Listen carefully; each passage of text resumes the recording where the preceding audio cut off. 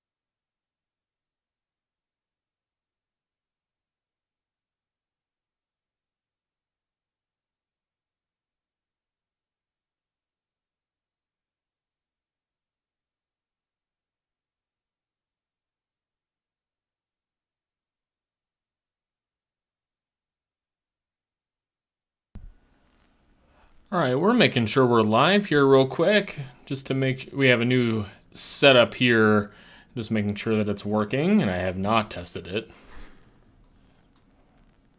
All right, I think that works pretty well. So, welcome to the Salt City Hoops Live Postcast. We got a new setup here, new technology that we're using around. So let me get the links sent around while people are filing in here on YouTube and Twitter. Thank you all for joining here today. I got some beers that we've been drinking. It's been a Friday night. Rudy Gobert was here today. His first game back in Salt Lake City. A lot of emotions going on there. We're going to talk about all of the emotions we feel about Rudy, about the game today, the loss today, unfortunately, to the Minnesota Timberwolves. We've had a bunch of 10% beers today, so we're having a good time. We'll talk about the beers we've been having today. I have got to log into my stats providers. Like my computer had to do a whole reboot today. So all my favorite proprietary stats websites required me to log in, and I totally forgot about it until 5 minutes ago. So I'm sure you all are enjoying your Friday night. You're getting going with what you're doing. But we're here to talk about the Jazz, and I'm here to just talk about what I was watching today. No Karl Anthony Towns for the Timberwolves. No Markkanen, no Sexton, no Fontecchio, who is not as important as Markkanen or even Sexton. But he's my boy, Simone Fontecchio. Had the game winner on Wednesday night, and he did not play either. So the Timberwolves without their best player, yes, Karl Anthony Towns is still the Timberwolves' best player. But the Jazz were without their best player, who is in nowhere the same class as Karl Anthony Towns, but also without Colin Sexton and Simone Fontecchio, who is a very proven bench forward piece that the Jazz rely on. Especially, he's basically their first guy off the bench when one of their starters or one of their main 8 to 9 rotation guys is out. And I think he should be higher in that order, but he's definitely relied on for that. the Timberwolves get the win today. And like I said, we're getting the the new technology set up after a bad crash today. And so I'm just sending around the Discord links to the various basketball groups. So we appreciate you in here for the Salt City Hoops live postcast. We'll talk about exactly what we had going on today. In Rudy Gobert's first return to Utah in a win where he played very well defensively. And we're used to this as Jazz fans with Rudy Gobert having a great defensive game with 0 blocks, right? Like we're used to seeing 2 or 3 blocks from Rudy Gobert, but we've definitely seen the occasional great defensive game from Rudy where he has 0 blocks. And today was a great example of that. The Utah Jazz shot 2 attempts at the rim in the first half. 2 total at the rim in the first half. And if that isn't the most indicative example of a team just avoiding the rim entirely as the Rudy Gobert effect, I don't know what else would be. So I got to take a sip of beer here and pause as I send these links around. And then we'll get going with talking. I'm talking too much. Ooh, that is a good beer, man. Salted Caramel Imperial Stout. We're having a good time today. Ooh, that's very different from the beer I just finished. So I have to adjust, I have to adjust to it a little bit.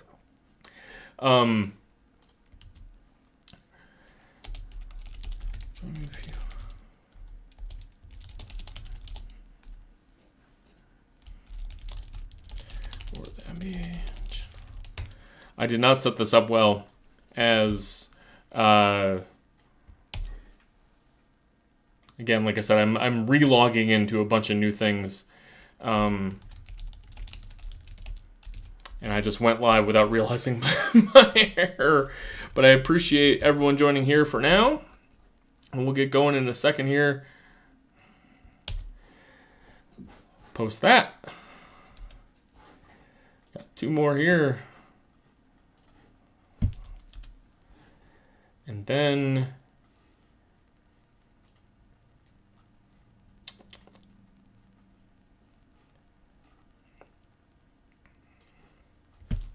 okay, so we're all set here.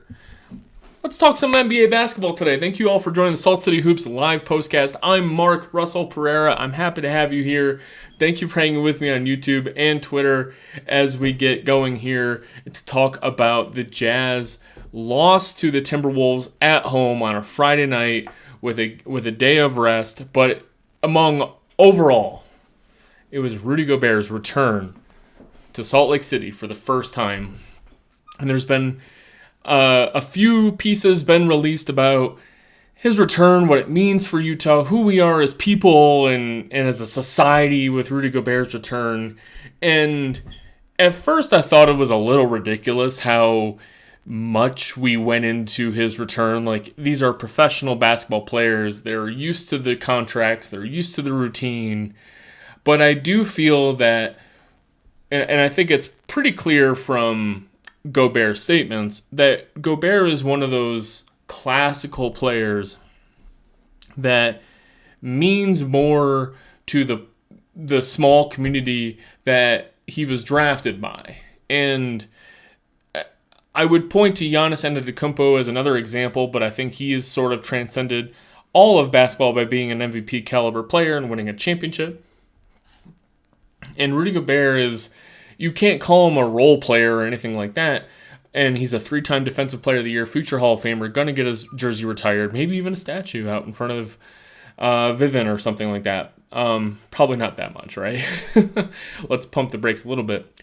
But it is increasingly rare in all of American major sports and even international major sports, frankly, from what little I know about soccer and cricket, that you have star players really give a shit about the town that they play in. It's pretty hard to care deeply about some of the major markets, right? You can't sit there and say, like, I'm a Chicago guy and I played for the city of Chicago for years and years and years. You think of Dwayne Wade having a little bit of a Miami connection, and even then, like, he's got a little bit of interest in Miami these days, but Miami was his professional career. We see, to a lesser extent, Joe Ingles going to Portland and then Milwaukee. That house was immediately up for sale the second he fucking signed with Milwaukee. Like, he got the Jazz logo on his backdoor court, whatever. But that guy was immediately just, I'm done with Utah. And we knew that the Ingles family, they're going to move back to Australia as soon as his career is over. But Rudy Gobert was the rare person in the 21st century in American professional sports, for sure, that really bought into Salt Lake City in Utah and saying, like, you know what, they took a chance on me. I think the NBA draft kind of clouds that a little bit, is like, you know, there's a set order for things, right? And the Jazz might as well selected somebody else, or traded, I should say, you know, had a preference for somebody else and traded for that Nuggets pick for somebody else if they were available. And he just happened to be on their ranking of individuals a little bit higher than most. And Gobert was certainly going to be drafted by somebody, right? So I think it's a little silly to say, like, oh, Utah took a chance on me when nobody else did. Like, they took you in the fucking first round. Like, there's something to that. But he bought into it, right? Whether his reasons for it are ridiculous or not, in this dipshit podcaster's opinion, like, he bought into Salt Lake City. He bought into Utah. And when you have a star player buying into your small market, we Utah fans know that buy-in just, it anchors our heart immediately. We love that. And for good reason, right? It is a lot of fun to have a really, really good player say, you know, this environment's good for me. I like it here. How many times have Utah fans heard a snide comment about fucking Utah, Salt Lake City? You really gonna go play in Utah? We've heard, like, Derek Favors say, like, you know, it's not so bad there, right? And Rudy Gobert is the first star player to say, no, it's great here. It's great to be here. Donovan Mitchell never went as far as to say it's great in Salt Lake City. And to be fair, probably isn't, right? For a young black man in America to be living in Salt Lake City of Donovan's ilk. And I don't blame him for that. But overall, it is very rare for a star player to say Salt Lake City is the place to be. And Rudy bought into that, and we bought into him. I also think I was thinking about this morning, that it's no surprise that the kids love Donovan Mitchell. They love the scoring, they love his energy, they love his smile. And the adults, we love Donovan Mitchell, and he's the second or third best Utah Jazz player to ever play for the Jazz, in my opinion. And I love his smile too. I love his energy, I love his personality, I love his fuck you attitude. But the adults tend to be like, you know what, Rudy Gobert, he does the dirty work, right? The shitty boomer opinion is to really just dive into that. Rudy's doing the dirty work. He's a great defender. Defense wins championships. And that's not true in 2022 NBA anymore. That the defense wins championships, but it certainly gave us some wildly successful seasons. And Rudy's limitations left us wanting for more. But at the end of the day, we love that Rudy loved us, which is very rare for Utah fans to enjoy. We clamor at these small comments that players like Malik Beasley makes at a couple weeks ago. You know, Malik Beasley's trying to get an extension from the Jazz, get his team option accepted by the Jazz. So he's saying shit like, Utah is actually a surprisingly great place to play. And we fans, we lap that shit up. Like, they want to play in Utah. They love Utah. No, I don't think we've had a player actually love playing in Utah as much as Rudy Gobert. Not even close. He actually loved us. And so today was particularly emotional. I have loved watching Rudy Gobert. I think my favorite Rudy Gobert season is his first Defensive Player of the Year season. I have gotten frustrated with him over the past 3 years, as many others have, because of I thought that he just had the athletic talent to do a little bit more. And I started to veer towards, if you're not being respected by the other NBA cognoscenti elite, that you need to start doing a little bit more. And I do think he is a very valid defensive player of the year candidate every time he steps on the floor. It's more like, okay, can you be the defensive player of the year and be worth 35, 40, $45 million? So it's not a criticism of Gobert as a person or a player. It's more of like, if you're going to be the best player on the team or the second best player on the team, we do need you to do a little bit more. I appreciated Zach Lowe's exasperation on a few podcasts where he says, if I give my $40 million player the basketball, the thing that needs to go in the hoop, right? And it's not an obvious dunk or an obvious alley-oop, I need you to be able to do like a little bit of something with the basketball. And that really resonated true for me. So I've definitely had my frustration over the past 3 years, but his first Defensive Player of the Year season was just remarkable, very enjoyable, and really capped his growth past the Gordon Hayward exodus, as this guy means something to Utah, right? When Gordon Hayward left, Rudy Gobert immediately stepped forward as, I'm Mr. Utah. Donovan Mitchell came on the scene as this stellar rookie. We loved him. We knew he was going to be our best scorer and this wonderful personality that we could all really dive around. But Rudy Gobert was like, no, I'm the Utah guy. And we all believe that too. So it was very emotional today to have Rudy Gobert back in town for those reasons, I think. Take a sip of beer here. I have to announce that for the podcast and the folks who are listening on audio only. This is Firestone Walker, which is California brewery. I enjoyed this beer the other day, but after drinking the beers I've been drinking, it's actually like has a different flavor for me. It's an imperial stout, salted caramel. It's bourbon barrel aged. I think you can definitely taste the bourbon, and I think is the difference between this one and the other ones I've been drinking is I can definitely taste the alcohol level from the bourbon. And the bourbon adds some sweetness to it. You have your vanilla beans, your cocoa, and your sea salt. That's a salted caramel piece of it. So it's a good beer. I really like it, and I'm having to drink this one a little bit slower than the other ones. The other ones were a higher ABV, but they were a little bit sweeter, a little bit smoother down the palate. So we'll be taking this one a little bit slower. So enough about my emotions about Rudy Gobert. I was thrilled to have him back. I love the man for how much he appreciates Utah and how much he loved playing for the Utah Jazz. I don't think that happened very, very much over the past 20 years, and I think it's notable that he hasn't even listed his house for sale. He came back and, he's posting Instagram photos of his Rudy Gobert custom court.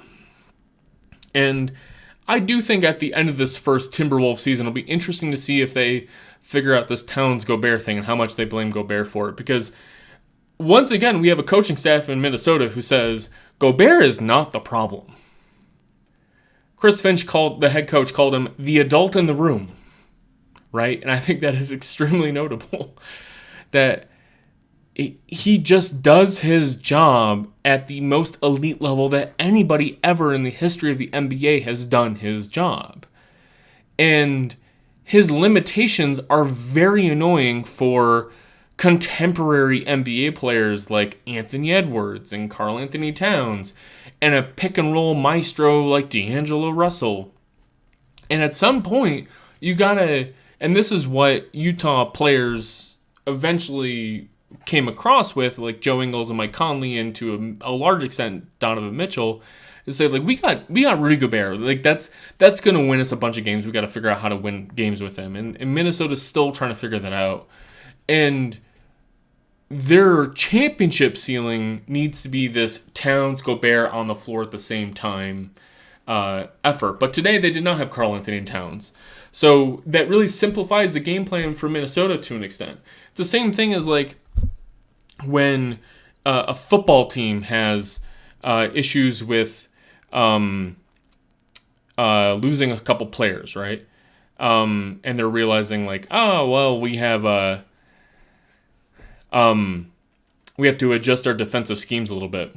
Also, I'm realizing that my YouTube stream is a little bit laggy right now, and that's new for me. So I'll have to figure that out. Appreciate everyone on YouTube who's dealing with the lag a little bit. I'm just using a new system right now, and it's currently yelling at me with yellow, orange, and red, which is never a good sign. So we'll have to figure that one out tomorrow. This will be on a live podcast on Twitter, and you can catch me on the podcast as a recording on the next day. But don't watch the video if you're annoyed by the lag. I'm sorry, I'm just realizing my stream software is yelling at me. We'll figure that out tomorrow. Big Turpin says lag cast. Yeah, I hear you there. So the game today, we've talked about 20 minutes about Rudy Gobert. We should talk about the actual game that actually occurred on the basketball court today. I mentioned that Rudy Gobert was stellar in his first return to Utah. He was great defensively, and it is we all know as Utah fans the great Rudy Gobert game that ends up with 0 blocks. And that is because Utah just did not attempt shots in the paint pretty much all game. Utah shot just 2 shots in the first half in the paint. I think it ended up being about 11 overall. They started to attack the rim a little bit more, especially when Naz Reid, the backup center, was in the game. But only 2 shots at the rim in the first half is quite anemic. Logging into my NBA stats account. And when you look at the game today, Minnesota was just able to live at the rim. They shot great from 3.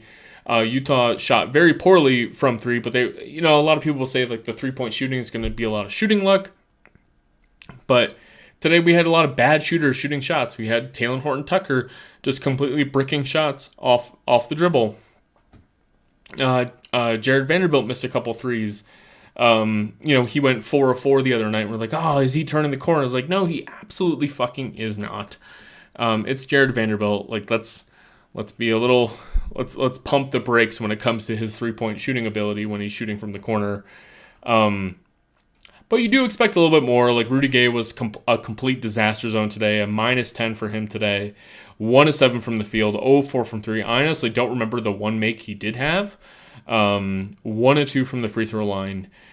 Just not very good for Rudy Gay today, shooting from 3.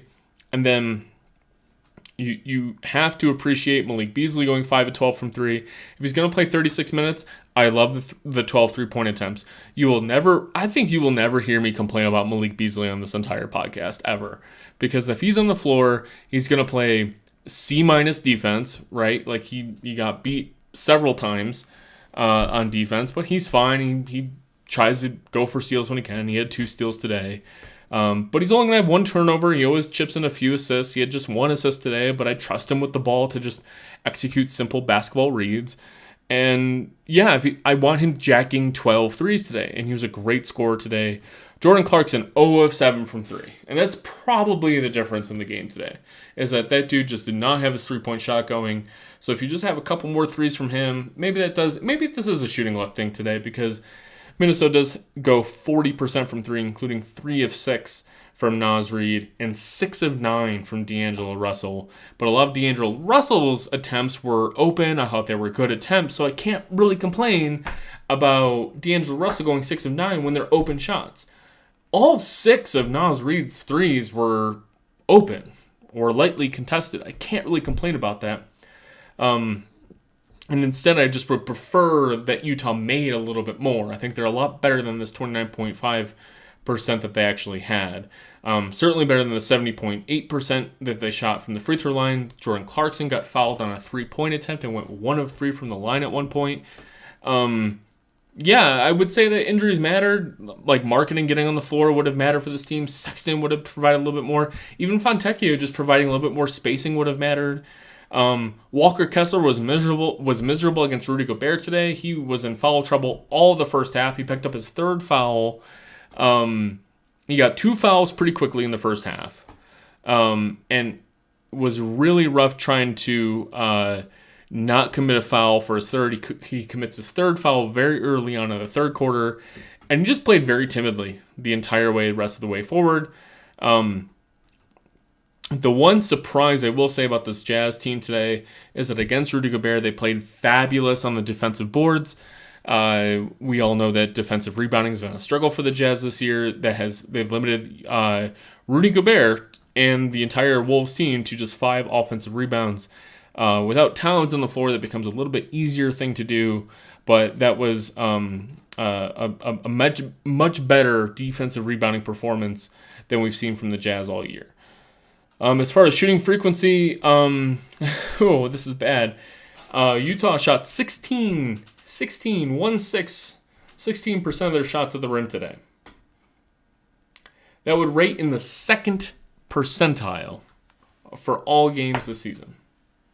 The 2nd. That's nothing.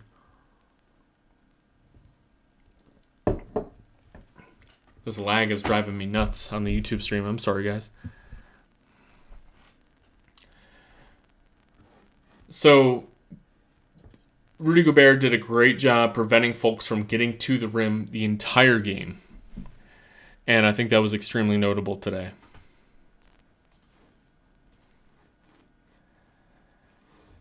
Let's see, what else do we have today? Clarkson was also not doing well as a distributor, but also Minnesota was also giving him a bunch of shots, like to not exactly be a distributor a lot, and Clarkson was taking the shots that was giving him. And I mentioned the 0-7 from 3. We've gotten used to Clarkson getting 5, 6, 7 assists a game. Today it was more about his teammates missing shots. He had a couple nice passes to Rudy Gay that obviously clanked off the rim because Rudy Gay should retire. Clarkson was fine as a ball handler or distributor today. I really don't have any complaints about Clarkson's play today. His defense was fine. The defense on Anthony Edwards was quite good, I felt like. Anthony Edwards did miss a few open shots, but Anthony Edwards ends up a 3 of 14 today. And he largely played with Rudy Gobert today to allow for Rudy Gobert to have a game high across both teams plus 15. Look, you play 82 games, and we Utah fans know this. You're going to have several games where you look at a box score and just see, like, there's just nothing notable about who played today. No one scored more. No one scored a ton of points. D'Angelo Russell went 6 of 9 from 3 and 12 of 16 from the field, 30 points. That's a great game for him. He just had 2 assists. So clearly, like, Utah just couldn't contain D'Angelo Russell, and so D'Angelo Russell was the best player of the game. And that couldn't be further from the truth. This was a Rudy Gobert-dominated game where he prevented Utah from shooting anything at the rim. 2nd percentile at shooting at the rim today for Utah. He blocked 0 shots today. He didn't need to. He didn't need to do shit for blocking shots. All he had to do was just be there, and you would see Malik Beasley or Jordan Clarkson get in the paint, or Mike Conley, who I should mention had his first game back today after being injured with a knee injury. We'll see if he plays in the back tomorrow. On the road against the Nuggets, they should be close to getting on the flight now. Every time those players got in the paint, they struggled to jack up a shot, right? You get the ball in the paint. Rudy Gobert sitting there. And those dudes know better. They just passed it right out, and you ended up with a worse shot, contested 3 or a mid-range shot. And it was a Rudy Gobert show. So it was not 30 points from D'Angelo Russell that won this game.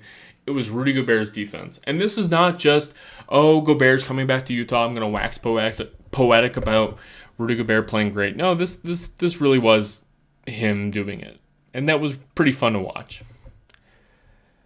Mike Conley did not start today. Nickeil Alexander-Walker got the start at shooting guard today while Clarkson moved to the 1 position. Just trying to reduce Conley's minutes. He was at a hard cap of 25 minutes. He played exactly 25 minutes. Nickeil Alexander-Walker probably had his best game of the season. This will largely go unnoticed because of the loss, and because he only had 11 points. Alexander Walker finally put together a complete game of defense, efficient offense, and no turnovers.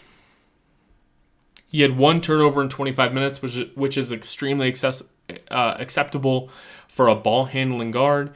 But all of his 3-point attempts were open in the flow of the offense. 2 of 4, he finally hit them. They look ugly, but as long as they're going in, you want that guy to start shooting 33, 35% from three.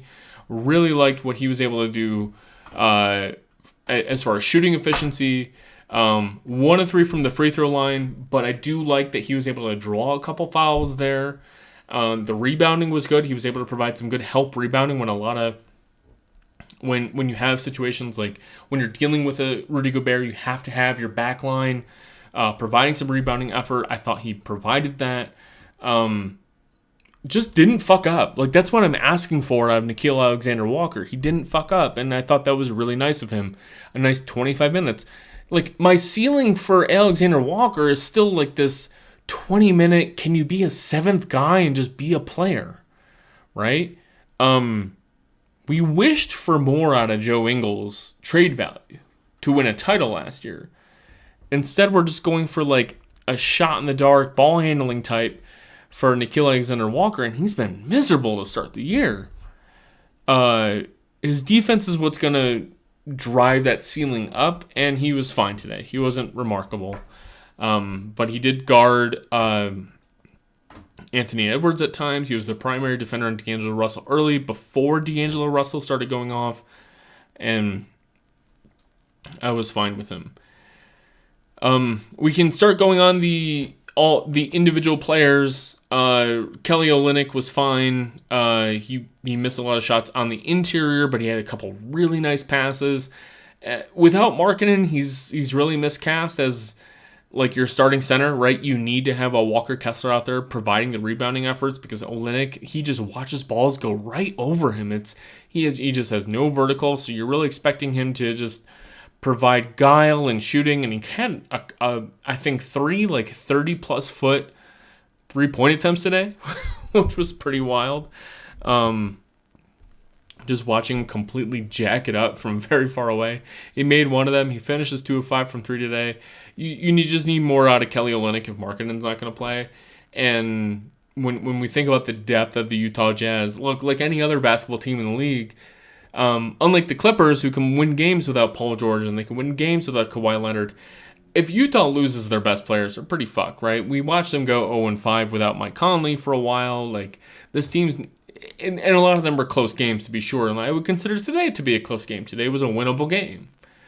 But Markkanen would have made a bunch of shots that Rudy Gay missed. Markkanen would have made a bunch of shots that Jordan Clarkson missed. And Lauri Markkanen would have certainly made more shots than Kelly Olynyk did. And limited Walker Kessler's 21 minutes, 7 rebounds, and 6 points to just being like, oh, a useful contributor bench role instead of, well, we needed our starting center to do a little bit more against Rudy Gobert. Talen Horton-Tucker did not play coach's decision in the last game, which was a surprise given the injuries that we had, including Mike Conley. We always kind of thought that Talen Horton-Tucker operated as the backup point guard for Utah and just didn't play at all in the prior game. And he was bad today. 0 of 4 from the field, 0 of 2 from 3. 2 assists, 0 turnovers. I love seeing 0 turnovers next to THT's name. But all of his decisions were bad today, right? He never got the ball on the move. He never got the ball off the catch. He always stopped the ball, didn't know what he was doing. He wasted 16 seconds on a possession, I counted, just trying to dribble and just trying to figure out, like, oh, how am I going to get my shot against Rudy Gobert? And just didn't have it. His 2 assists were fine, but I don't particularly remember them as being notable assists, and that is probably the beer talking. But I just remember him being a very bad defensively, and because he allowed Anthony Edwards a bunch of shots. He was matched up against Kyle Anderson a few times. And he just provided 0 resistance and stopped the ball a lot on offense. And, of course, jacked up 2 step-back threes that definitely missed by a large margin. Ochai Agbaji has not been playing well in the G League, and he got 12 minutes today. Was a non-factor defensively, but did hit his 1 3-pointer today. That dude's a mid-round, first-round pick this year. And he needs to show a little bit more to be worthy of getting minutes on the floor today. And he's not really providing it much of anything, right? Defensively or offensively. So we'll see what happens to him. And I think I'll finish today with Jared Vanderbilt, who came off the bench again. Remember, we're without Markkanen. We have to have a real rebounder out there, and so we need to start Walker Kessler, and you cannot possibly have Walker Kessler and Jared Vanderbilt on the lineup together because you cannot have two non-shooters on the floor at the same time. So it's less about demoting Jared Vanderbilt as it is about promoting the rebounding and defensive ability of Walker Kessler. But Jared Vanderbilt was probably just a better overall player today by a large, large margin. I thought Vanderbilt's screening today was really good. A very minor thing about who Jared Vanderbilt is as a person. But if you think about where Utah is going to go to win basketball games, you need Jared Vanderbilt to start doing things that like centers do. And we love Jared Vanderbilt as an offensive rebounder, but he's not a great defensive rebounder, and he needs to learn this whole pick and roll game, or at least learn how to set good screens to get ball handlers open or off-ball actions open. And I thought his screening today was quite good, and I really appreciated him coming off the bench and doing those sorts of things. He got 5 offensive rebounds, which is absolutely terrific. He got 2 wonderful steals today. I don't think his minus 10 on the floor today is indicative of how well he played. He did struggle as a switch defender a bunch of times, and he appeared frustrated, and he was getting tired, and he played 27 minutes today, and he often was a reason that D'Angelo Russell went off, and so I didn't really appreciate some of his man-to-man defense, but I thought his overall defensive profile today, I'd give a C, C+, and say, like, you did your decent defensive rebounding job, you plucked a couple of steals out of there. That's fine for who Jared Vanderbilt is. I don't really have to examine him too much. So,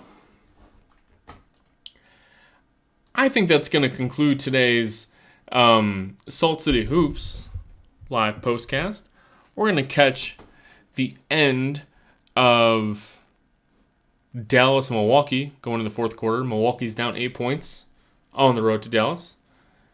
And, yeah, Rudy Gobert wins in his first return to Salt Lake City, plays remarkable defense, pretty solid offense, going 6 of 10 from the free throw line, 22 points, 8 of 11 from the field, does not make his half court heave. So Rudy Gobert is still without a 3-point make. Jazz without Markkanen and Sexton, they lose due to stunted offense, missed threes, only shooting 30% from 3, but we have Mike Conley back. We'll see what happens in Denver tomorrow night on a back-to-back. Thanks for joining the Salt City Hoops live postcast. Catch you again. Not tomorrow night, but I do believe we have a game Monday night, and I'll catch you then. Have a great night.